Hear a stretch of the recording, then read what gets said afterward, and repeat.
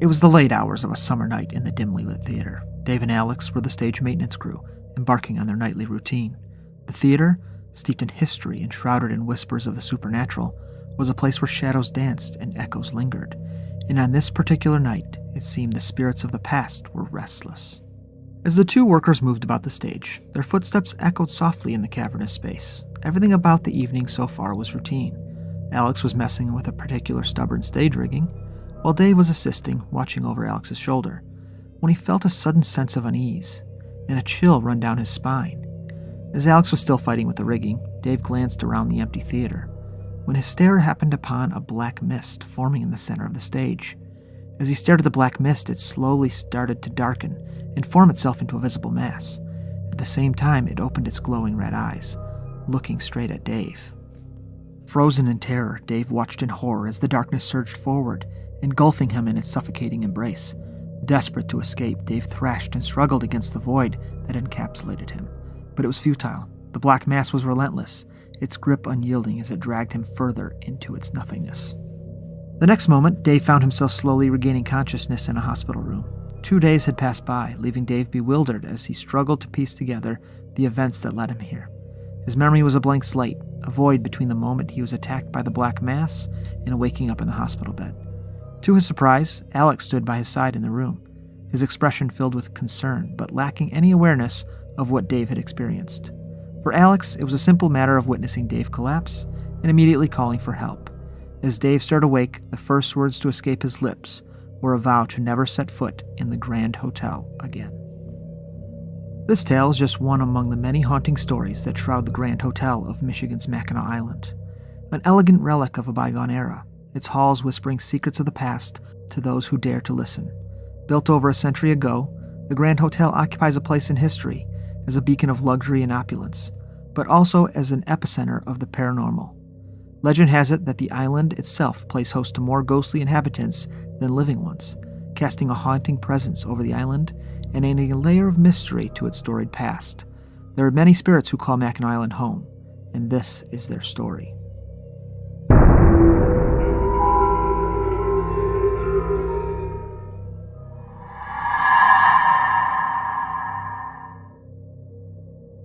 Nestled in the glistening waters of Lake Huron, there exists a small, enchanted piece of land known as Mackinac Island.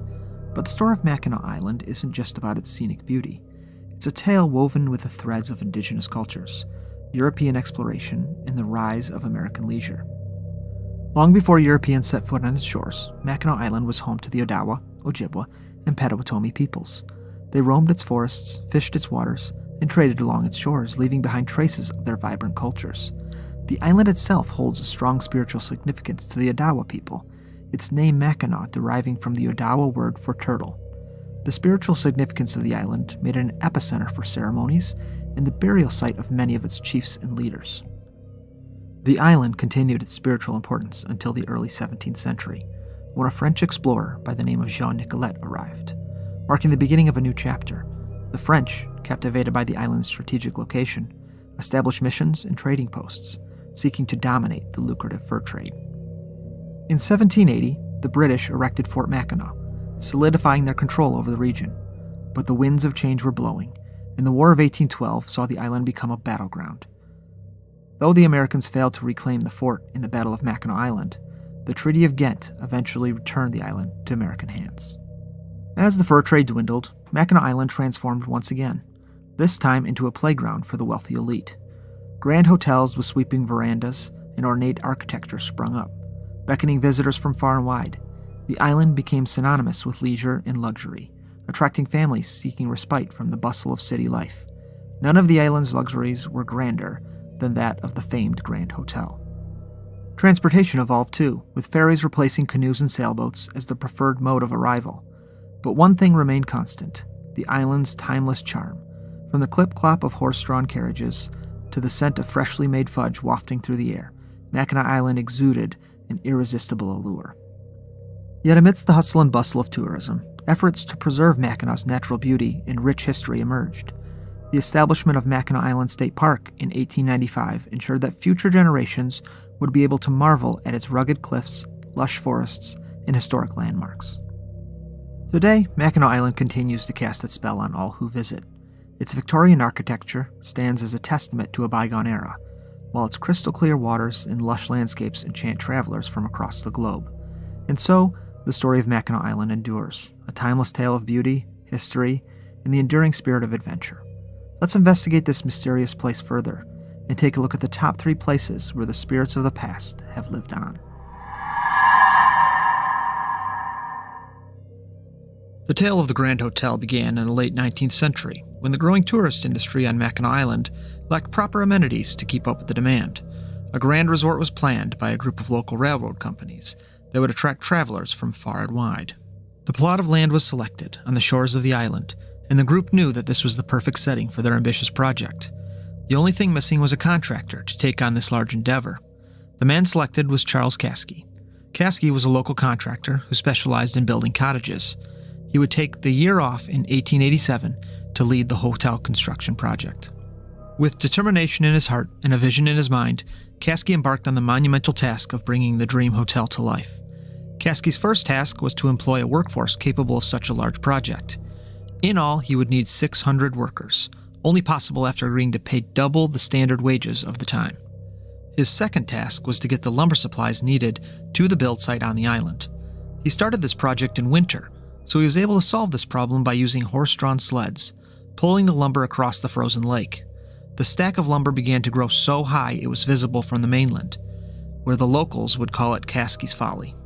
Caskey would begin to prove them wrong when construction for the Grand Hotel began in March of 1887. The large companies in charge of funding the hotel demanded that it be ready for guests by that summer, leaving a timeline for construction at an astonishing 90 days. The first step in construction was to dig the foundation for the hotel's large footprint. This was the first ominous sign for the hotel.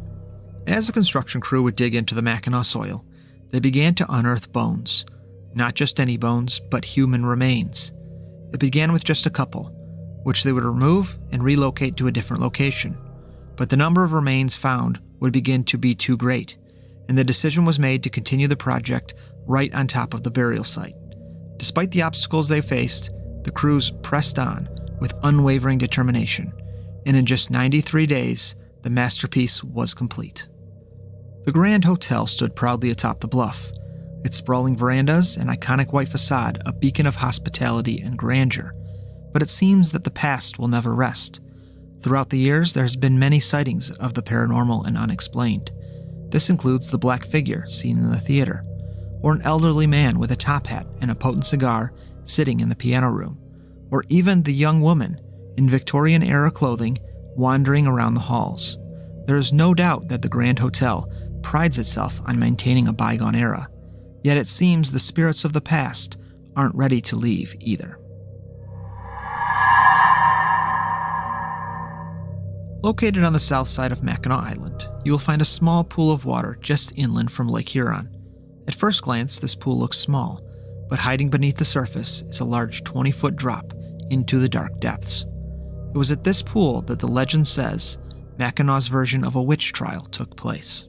When we hear about witch trials, we all think of Salem, Massachusetts, but in the 18th century, trials such as these occurred in many other parts of the world. Witch trials were common occurrences across many European countries, dating all the way back to the 15th century. Most of these witch hunts and resulting trials were based on religious beliefs, seeking out those who practiced witchcraft, which could be the use of magic, or really anything that was considered an evil deed. Once someone was accused of being a witch, they were subject to a witch trial. In most cases, these trials were nothing like our modern-day trials in court. They were more of a test, and they were anything but fair. Mackinac in the late 18th century was mainly a military camp. The British had established a military fort, and with it sprung up a brothel, bringing women to the island. It was these women that would become the center of the trials. For some reason or another, 7 of these women were accused of being witches. Now, it isn't clear what they did to bring on these accusations, but in most instances with witch trials, the defendant is accused of a crime where there was no witness, such as treason, adultery, witchcraft, or heresy. A crime like this is difficult to prosecute in court, as much as it is to defend. The solution for this predicament is to leave judgment to God, who the people leading the trial believed would intervene and save the defendant if they were actually innocent. The trial chosen for these 7 women was known as swimming a witch. This trial consists of taking a large rock or heavy object and tying it to the accused. They would then be thrown into the body of water, the rock pulling them down into the depths. If the result of the trial was the accused sank with the rock, then they were innocent, and God would save their soul. But if they floated against the pull of the rock, then they were a witch, and they would immediately be removed from the water and executed by hanging. In the case of these 7 women, it is said that all 7 were thrown into the pool, and that all 7 sank to the bottom, 20 feet down, never to return again. There is no physical proof that these trials actually took place, and in reality, trials such as these were outlawed in the middle of the 18th century. So for this to have happened, it was most likely a mob targeting these women, possibly for their chosen profession. Whatever the case may be, the hauntings around the pool as a result continue to this day. There have been sightings of women in and around this pool that mysteriously disappear, or shadows that rise from the depths that leave no ripple or splash once they reach the surface. The pool itself is a sight to see, being so small, yet its depths so deep and dark. But you never know what just might be lurking deep down below. The location of our next haunted area is atop the highest point of Mackinac Island. Fort Holmes is a small outcrop of Fort Mackinac, and its main purpose was to assist in defending against the Americans in the War of 1812. During the war, when the fort was at its peak use, there were battles fought on the island between the British and Americans. The British controlled the island at the time and named the fort Fort George. The Americans were unable to take the fort by force, and many soldiers on both sides of the battle lost their lives. These soldiers are believed to still be present at the fort to this day. The fort was finally relinquished to the Americans in 1815, when the Treaty of Ghent was signed. The Americans had little use for the fort, so they changed the name from George to Holmes after Andrew Holmes, a U.S. major who lost his life in the Battle of Mackinac in 1814, and left it to slowly rot away.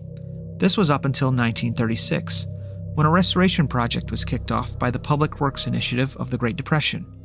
They would restore the fort to its original condition. This restoration lasted only a short time, and by the turn of the century, it had mostly disappeared again. Another restoration project was completed in 2015, and the structure still stands today. It has become a popular destination for tourists to get a fantastic view of the Straits of Mackinac or enjoy an evening stargazing. But there have been several witnesses to soldiers who may have never left the fort. There have been several reports of 3 soldiers seen talking within the fort, only for them to disappear without a trace, as if they were spooked away. With the history of this location being a battleground, there is no question that there are plenty of spirits still lingering the grounds. That will do it for today's story. Thanks for listening. If you enjoyed our story today, please subscribe to the channel so you don't miss out on our next story. And if there happens to be a haunted place you want to hear about, please send an email to the link in the description below, and we will do our best to include it in an upcoming video.